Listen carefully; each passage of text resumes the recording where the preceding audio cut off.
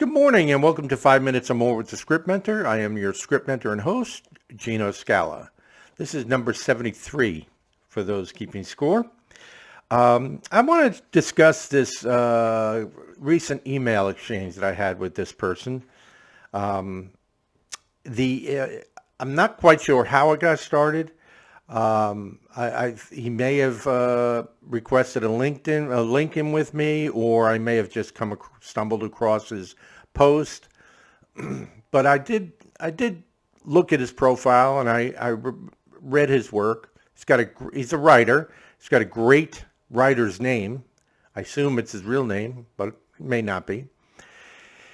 And the post that I came across was what I would call quite controversial.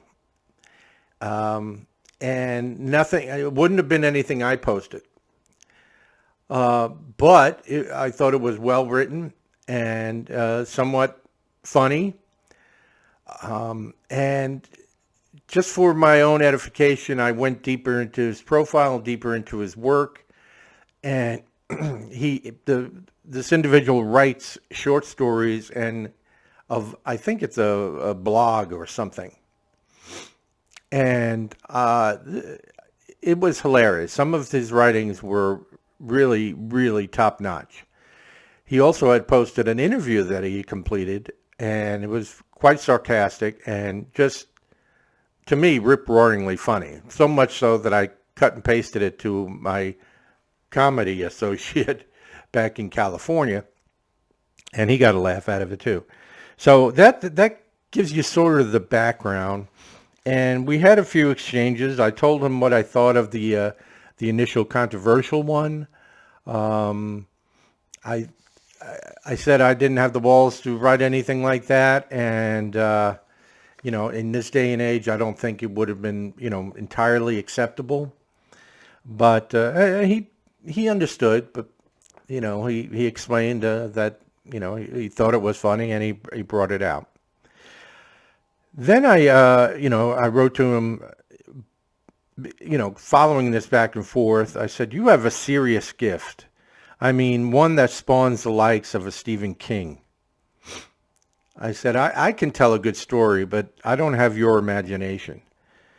And your other stories are really top notch. It is a fantasy that I can't even begin to imagine. You have the mind like those who create entire societies and race of people, be it alien, creature, or otherwise. My imagining has only come from what I've seen. An alien that pops something out of his mouth, or a predator that shoots lasers with his eyes. I mean, that's the extent of my creature type of imagination. I said, you develop monsters from whole cloth, and there's got to be something that we can do with that gift.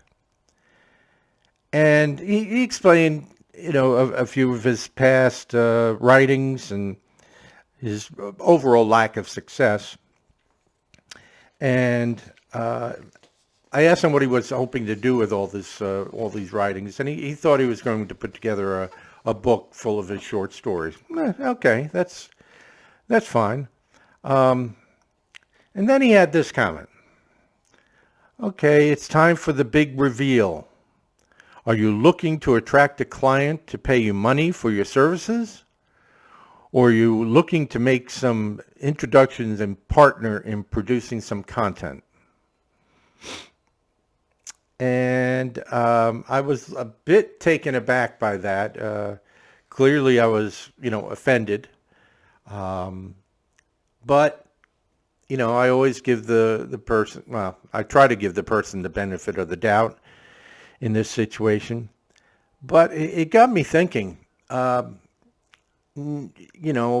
I have a business. I do sell my services, but I don't scroll through profiles and posts and such looking for someone to help. I don't have to. Most of them are, coming to me. All of them are coming to me. And it's, whether or not I have the time or the inclination to actually help them.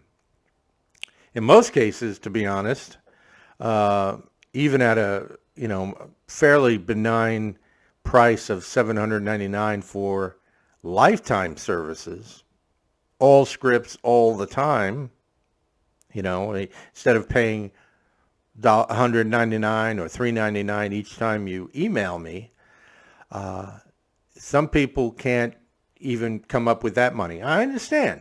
It's a tough world out there. I do offer all sorts of payment options, payment plans, things of that nature. So in most cases, I'm really, really flexible. What I won't do is work for free on most occasions. There have been a few in my past that I have, and they're for personal reasons.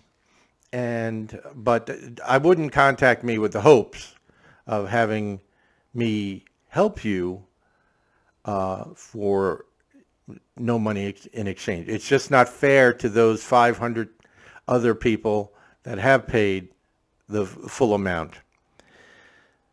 But more importantly, I was a little bit, put off by the, now for the big reveal. Are you looking for a client?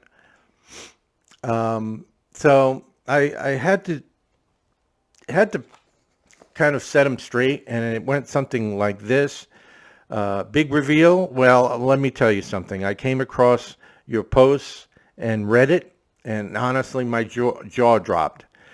Clearly, I thought it was racist, but ballsy, and I was curious how your other short stories read.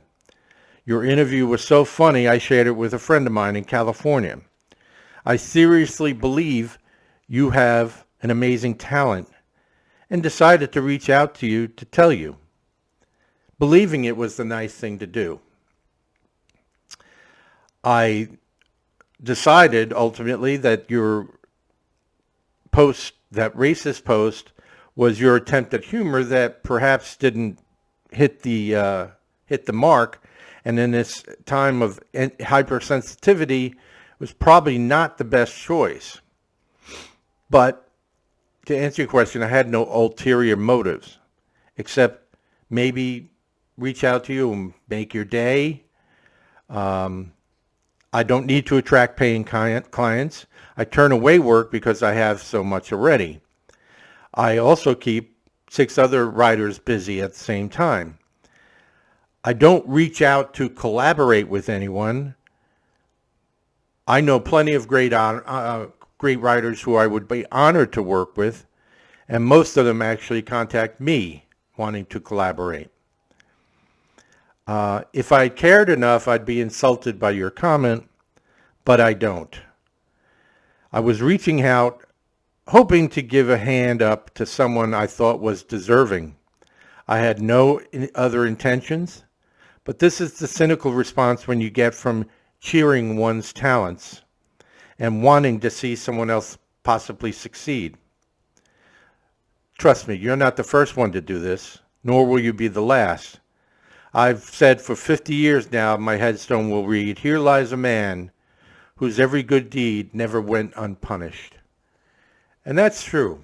I've told my wife about that headstone, and that's in the works, unfortunately.